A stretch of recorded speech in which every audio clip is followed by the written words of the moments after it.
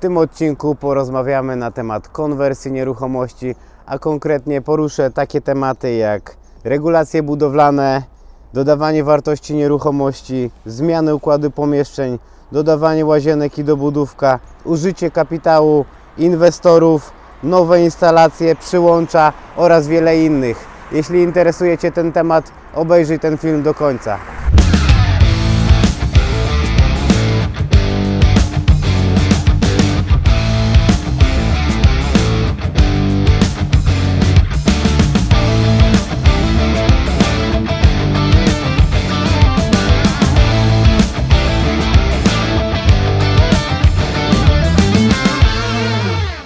Cześć, witam Cię serdecznie na moim kanale. Ja nazywam się Michał Tejza, jestem inwestorem i deweloperem.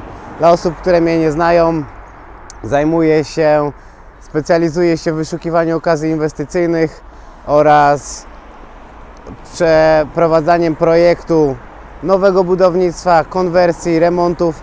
Zaproszę Was do środka na jeden z moich projektów w Oxfordshire, który prowadzę i opowiem Wam więcej na ten temat. Moja firma zajmuje się tutaj całym projektem.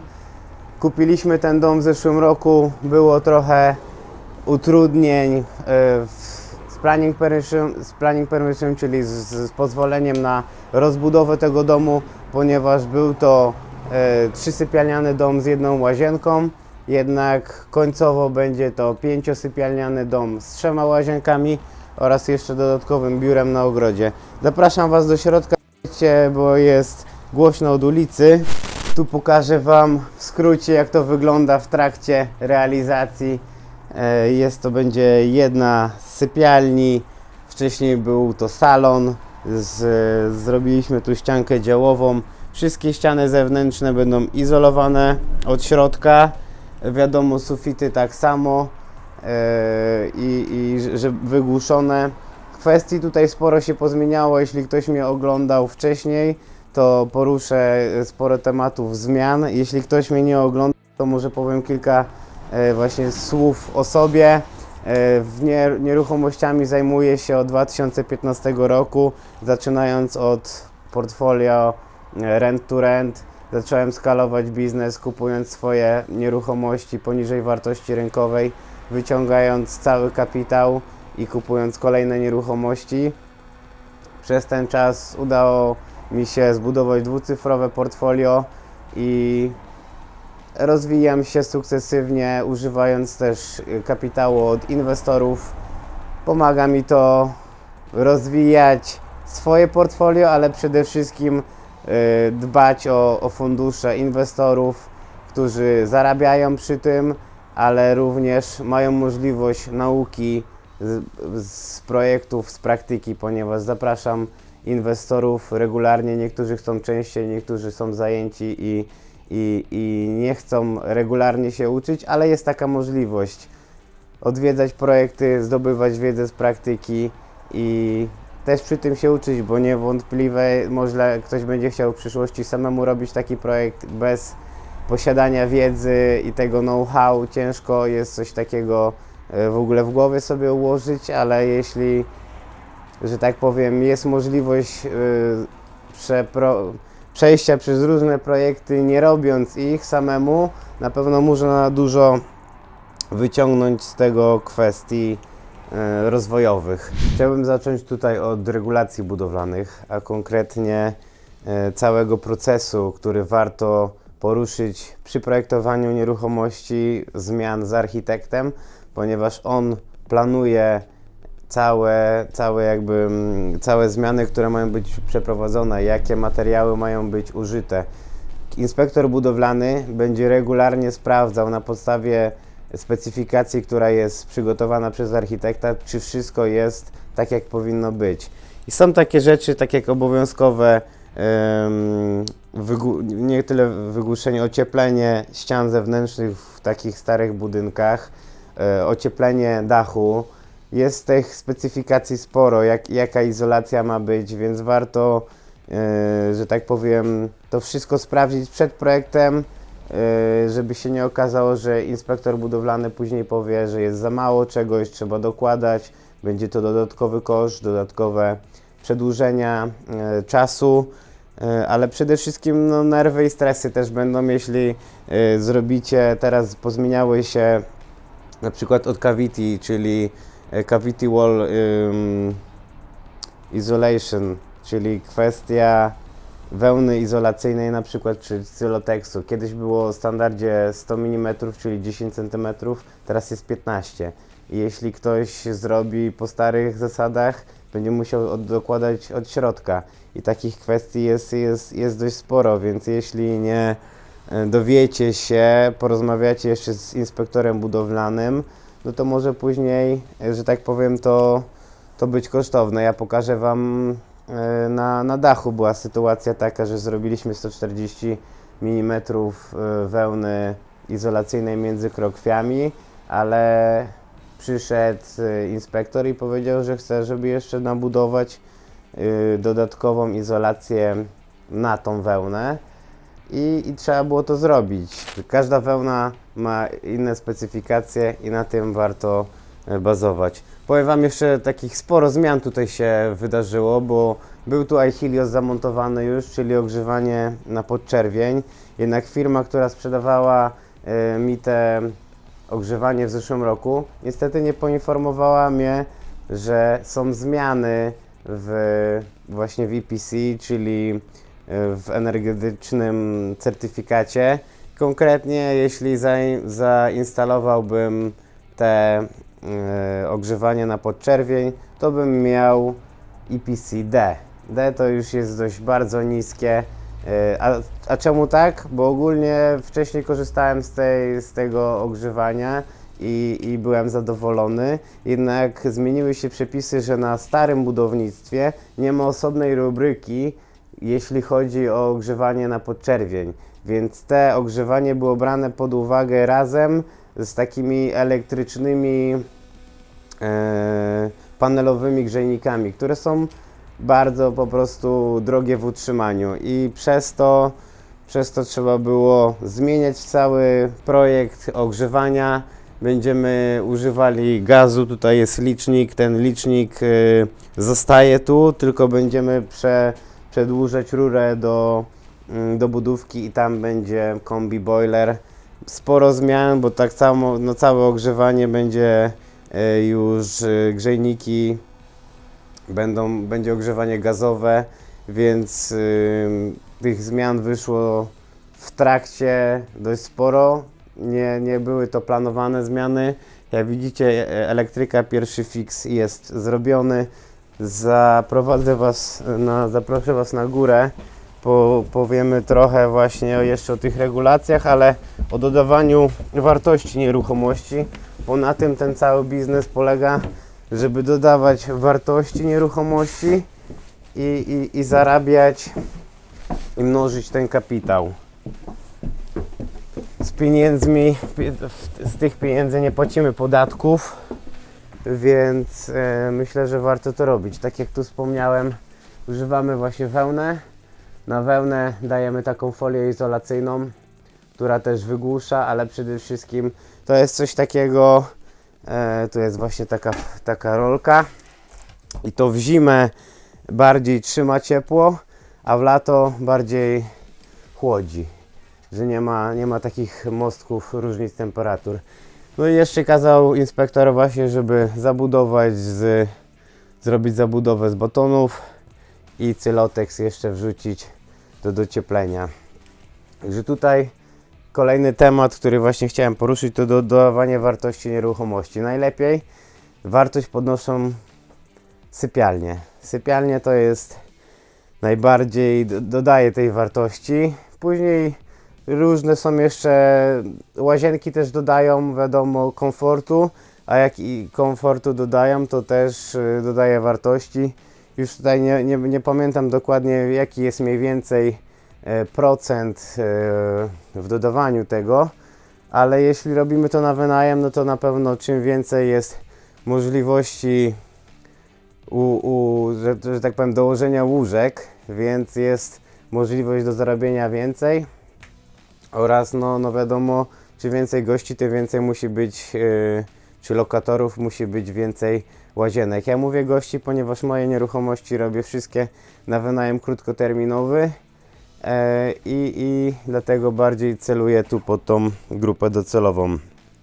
Czyli trzeba przeanalizować kwestie konwersji przed zaczęciem, zaplanować, czy wszystko się zmieści, czy wyjdzie tak jak powinno być, chociaż nie zawsze niektóre rzeczy wychodzą w praniu. Ja planowałem, że zrobię z drugiej strony, gdzie jest taki strych, planowałem wstawić dormer po całej długości, żeby tam zrobić jeszcze pokój z łazienką.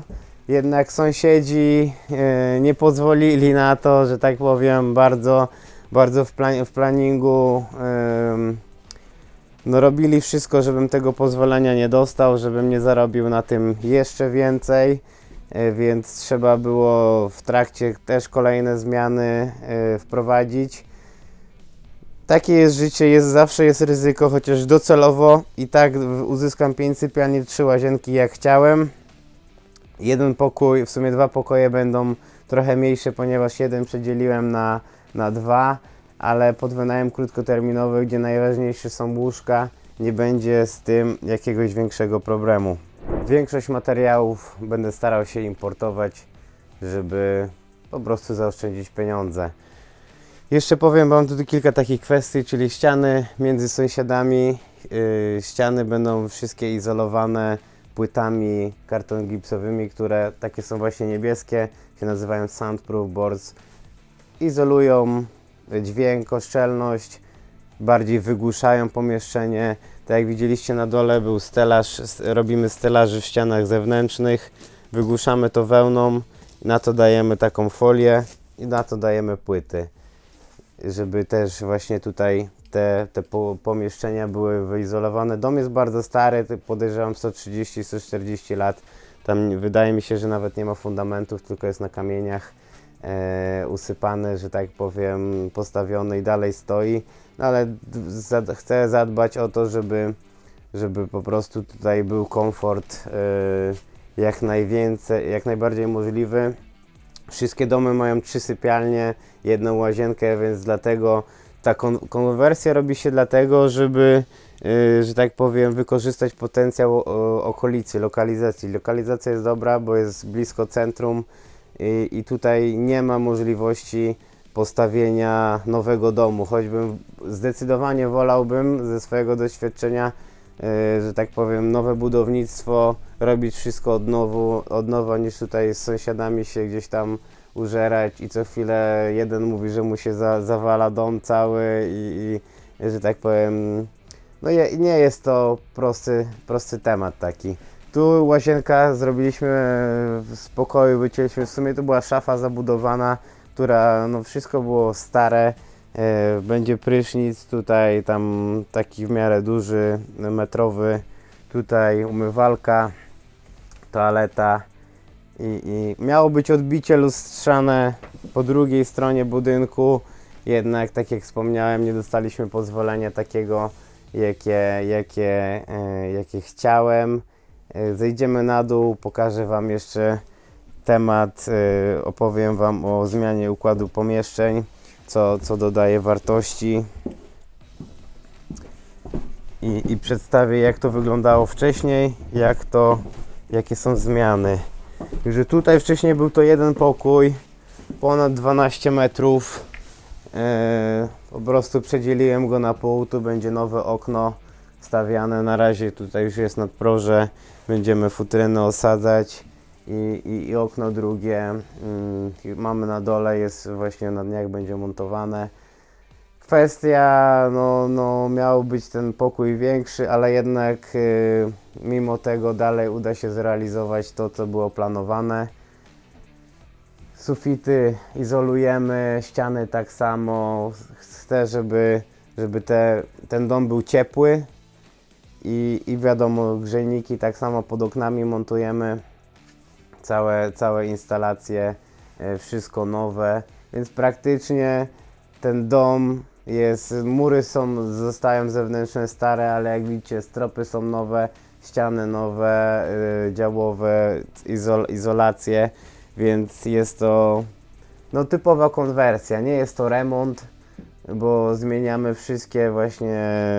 wszystkie rzeczy, nawet przyłącza, opowiem Wam później jeszcze temat o przyłączach, bo wszystkie instalacje, wcześniej był to jednofazowy licznik, jednak tutaj na 3 łazienki, jeszcze biuro, które też będzie miało łazienkę, trzeba było zmienić na trzyfazowy i trzyfazowy licznik.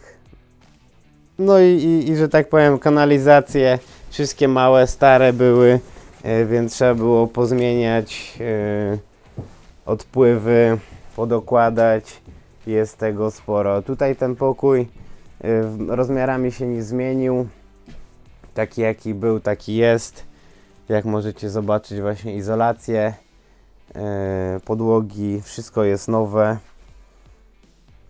Wizualizacja była zrobiona przy samym, że tak powiem, przed zakupem, także można było sobie mniej więcej wyobrazić, jak to będzie wyglądało i ewentualnie też zaplanować jakieś zmiany. Pobrałem tą opcję pod uwagę, żeby ten pokój przedzielić, jednak jeśli udałoby się uzyskać pozwolenie na rozbudowę, jeszcze dołożenie dormeru po długości w tym strychu, no to ta opcja by była dużo bardziej atrakcyjna, mimo kosztów wiadomo większych, no to jednak użytkowość tych pokoi byłaby dużo większa.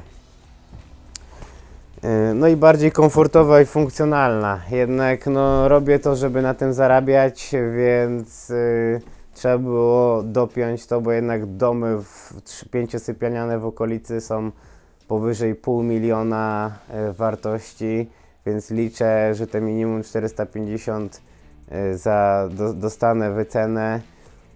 No i to pozwoli mi wyciągnąć cały kapitał i kupić kolejną nieruchomość.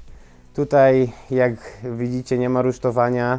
Na dachu z tej strony mieliśmy instalować solary, jednak firma, która zobowiązała się, że tą usługę wykona, miała przedłużenia, dostała deadline, do kiedy mają być zamontowane, jednak nie zamontowali, więc musiałem zrezygnować z tej firmy, bo też nie mogę pozwolić sobie na tak długie przedłużki z projektem. Planuję na własną rękę, znalazłem manufakturę, która produkuje solary i planuję na płaskim dachu tutaj na dobudówce po prostu je zamontować później już. Jeszcze nie jest to obowiązkowe, no ale jeśli zrobię solary, to jestem w stanie uzyskać EPC A. Jeśli ich nie zrobię i zostawię gazowy, będę grzał gazem, no to przynajmniej jest C. To jest takie minimum, które chciałem osiągnąć, no ale biorę pod uwagę, żeby zrobić to, bo znalazłem fajną firmę, którą mogę wielokrotnie taniej kupić te solary od producenta, już bez marży firm, które instalują, tylko osobno wtedy organizuję osobę do montażu tego. Zejdziemy na dół, pokażę Wam resztę nieruchomości, a konkretnie dodawanie tutaj łazienek. Tu wcześniej była jadalnia i akurat jadalnia będzie nowa w dobudówce, więc postanowiłem, żeby ten dom był funkcjonalny, zrobić tutaj 2 łazienki, takie koło 5 m2. Jesteśmy właśnie tutaj, pierwszy fix już zaczął hydraulik. Zaczęliśmy w porannych godzinach dzisiaj, ponieważ mamy gazownika, później mamy hydraulika i chłopaki będą chcieli zamykać już regipsy od góry, dokończyć ogrzewanie, ocieplenie, więc praca posuwa się do przodu. Jesteśmy jeszcze tutaj, musimy zrobić wentylację z tych 2 łazienek, żeby wychodziło do dobudówki, ale te 2 łazienki na pewno dodadzą dużo wartości, ale przede wszystkim komfortu, no bo tutaj w całych okolicach wszyscy mają tylko po 1 łazience, a jednak na taką liczbę pokoi, no to musi być większy komfort z większą ilością łazienek. Przejdziemy do dobudówki, bo ta dobudówka też jest główną rzeczą, która dodaje wartości. Będzie tutaj właśnie kuchnia z takim miejscem, z breakfast barem do możliwości zjedzenia. I wtedy rogówka, taka sofa bed, jakiś telewizor. Planujemy jeszcze zamontować klimatyzację, ale to już, że tak powiem, w ostatnim etapie. Trzeba było przenieść, wspominałem wcześniej, trzeba było przenieść całą kanalizację na zewnątrz, bo kiedyś była tutaj kanalizacja, była taka mała dobudówka na 1,5 metra, gdzie była kuchnia i łazienka, ale było to bardzo niefunkcjonalne rozwiązanie. No i trzeba było, żeby zmienić funkcjonalność tego domu, trzeba było po prostu ją zburzyć i postawić od nowa, wykorzystując całe możliwe miejsce. Proces planningu nie był to jakiś taki, że tak powiem, krótki, no bo trwał 11 miesięcy, a plus do tego jeszcze dochodzą kolejne sprawy, takie jak nawet przeniesienie kanalizacji, trzeba mieć od wodociągów zgodę, nazywa się to fachowo Build Over Agreement. Trwało to około 3 miesięcy od aplikacji do wykonania prac, bo te prace przeniesienia musiały być zatwierdzone przez właśnie wodociągi. Aplikacja około 500 funtów i po prostu trzeba czekać. Myślę, że tutaj optymalizacja układu i właśnie wykorzystanie tej przestrzeni będzie na duży plus z tą nieruchomością, dlatego też oczekuję większej wyceny niż tylko dlatego, że nieruchomość będzie zarabiać więcej. Pod wynajem krótkoterminowy spodziewam się wyceny komercyjnej, a nie wyceny rezydenckiej. Dlatego ten biznes ma sens, bo przy wynajmie długoterminowym, no tak zwanego buy to let, czynsz nie byłby tu na tyle wysoki, żeby móc podnieść tak wartość nieruchomości. Ale ten projekt cały nie udałby się bez inwestorów, bo ja nie rozbiłem banku, nie dostałem jakichś pieniędzy w spadku, żeby móc sobie tak pozwolić na projekty w takiej skali, w takim kosztach, bo to są, że tak powiem, dziesiątki, nawet można powiedzieć już do setki tysięcy funtów, żeby taki projekt kupić, żeby taki projekt realizować, i to wszystko nie odbyło się, gdyby nie moi inwestorzy. Uzbierałem fajną ilość inwestorów, którzy pozwalają mi spełniać marzenia, pozwalają mi się rozwijać, a przy tym ja daję im zarobić zwrot z kapitału, który mi pożyczają. Daję również możliwość nauki z tych projektów, bo tak jak wspomniałem wcześniej, jest sporo wyzwań, jest sporo zmian. Nie każdy ma na to głowę, nie każdy chce walczyć z sąsiadami, czy kłócić się, czy jakoś z planningiem, z urzędami. Nie jest to łatwy, że tak powiem, zawód, ale mając możliwość nauki z praktyki, wydaje mi się, że jest to dużym benefitem, a przede wszystkim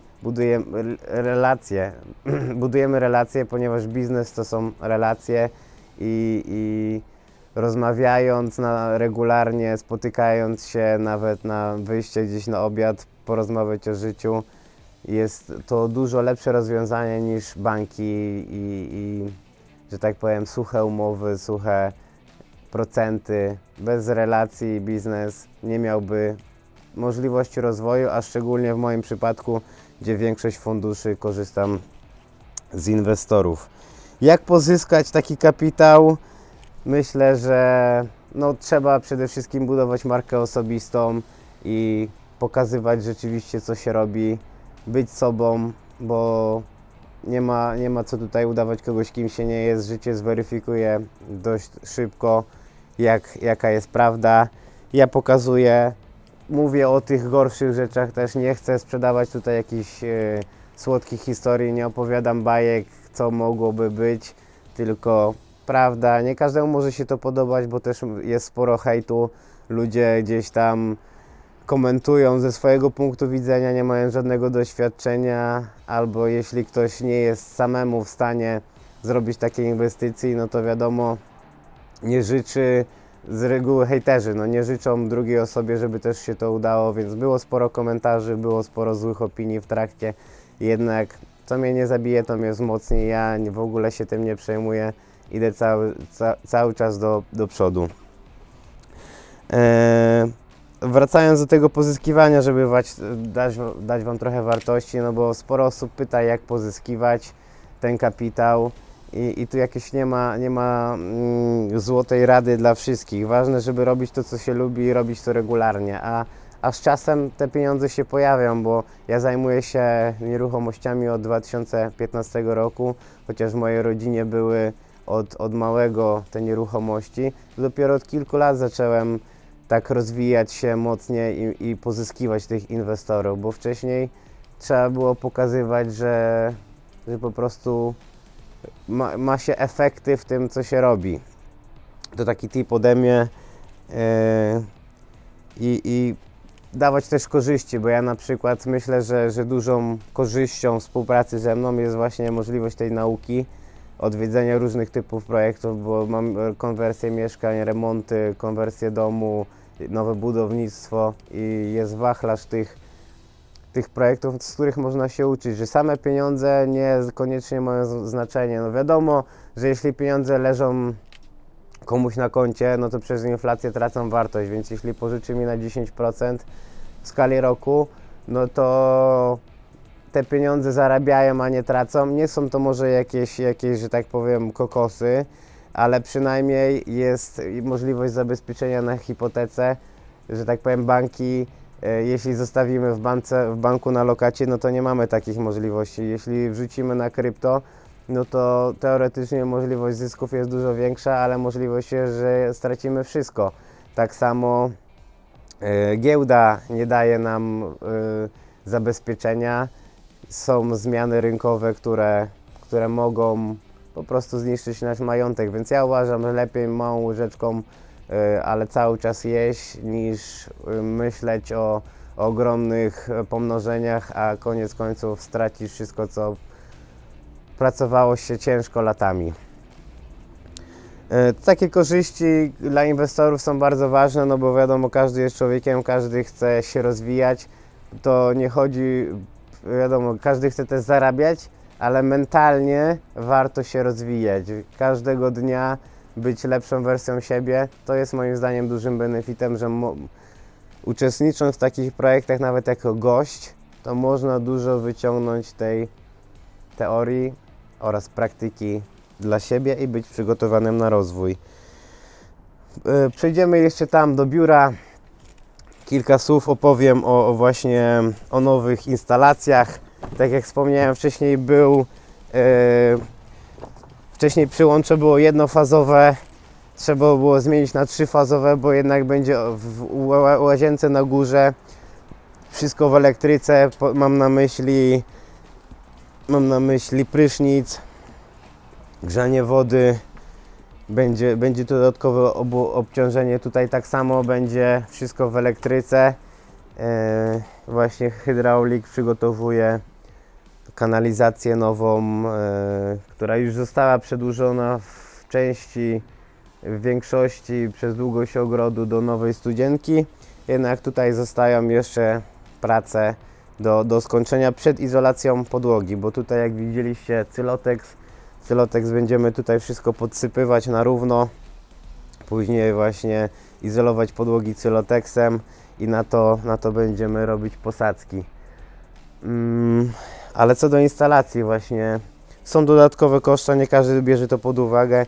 Zmiana takiego licznika z jednej fazy na 3 fazy to jest ponad 3000 funtów plus VAT. Akurat w moim przypadku, może zależy, każdy przypadek jest inny. Są projekty takie, jak mam nowe budownictwo w Rugby, tam ponad 6000 na przykład kosztuje przyłącze trzyfazowe, dlatego że jest ponad 30 metrów od drogi i trzeba zrobić nową rozdzielnię. Więc warto spróbować jakichś takich wycen zorientować się tych kosztów, no żeby się nie przeliczyć, że się okaże, że nagle dochodzi 10 000, bo trzeba było w tym przypadku też zrobić nowe przyłącza wody. Była taka ołowiana rurka stara, która no w ogóle nie miała ciśnienia, więc trzeba było to zmienić, żeby było solidnie na lata. Kanalizację, właśnie zmiana, stare były rury, które też się zatykały, więc jeśli robimy coś długoterminowo, no to warto zadbać o takie szczegóły, które mogą być fundamentalne w prowadzeniu biznesu długoterminowo. Mam nadzieję, że wyciągnęliście z tego odcinka jakieś tipy dla siebie, coś Was zainteresowało. Jeśli ktoś z Was jest zainteresowany współpracą ze mną, zapraszam na moją stronę www.tejzaproperty.co.uk i tam macie więcej informacji na temat współpracy. A już Was zapraszam do następnego odcinka, który pojawi się niedługo na moim kanale. Do usłyszenia, pozdrawiam, cześć!